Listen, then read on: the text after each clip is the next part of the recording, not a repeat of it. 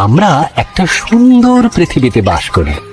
চেয়ে দেখো কত সুন্দর প্রকৃতি তোমার চারপাশে। চলো আমরা সৃষ্টির শুরুতে ফিরে যাই।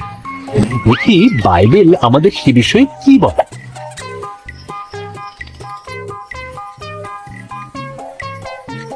সৃষ্টির শুরুতে ঈশ্বর আকাশমণ্ডল ও পৃথিবী তৈরি করলেন।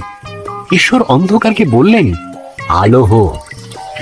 এই আলোকে তিনি নাম দিলেন দিন, আর অন্ধকারকে নাম দিলেন রাত্রি। প্রথম দিন শেষ হলো।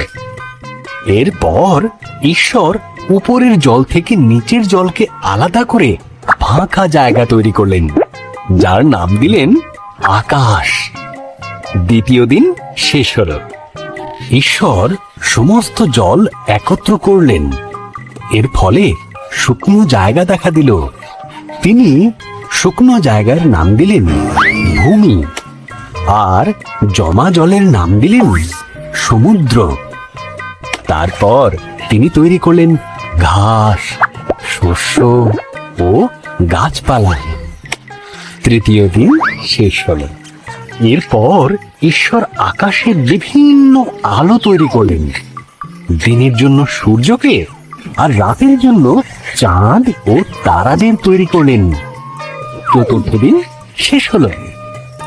ঈশ্বর মাছেদের সৃষ্টি করলেন জলে সাঁতার কাটার জন্য, আর পাখিদের সৃষ্টি করলেন আকাশে ওড়ার জন্য। তোমাদের সন্তান হোক, তিনি তাদের বললেন, তোমরা বংশবৃদ্ধিতে ও সুরে পৃথিবীকে ভরিয়ে দাও। পঞ্চম দিন শেষ হল।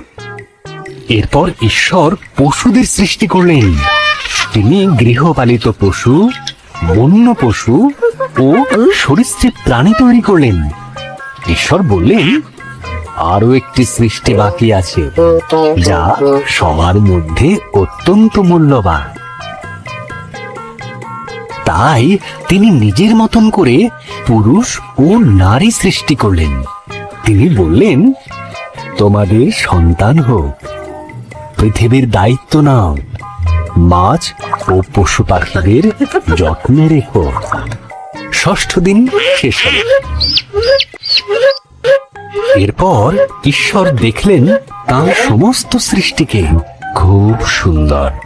তিনি বললেন, এই সপ্তম দিনে তিনি বিশ্রামে গেলেন এবং দিনটিকে স্মরণীয় করে রাখলেন। সপ্তম দিন শেষ হলো। ঈশ্বর তাঁর সমস্ত সৃষ্টিতে খুব খুশি হয়েছিলেন এবং তিনি সপ্তম দিনে বিশ্রামে গিয়েছিলেন। ঠিক অথবা ভুল?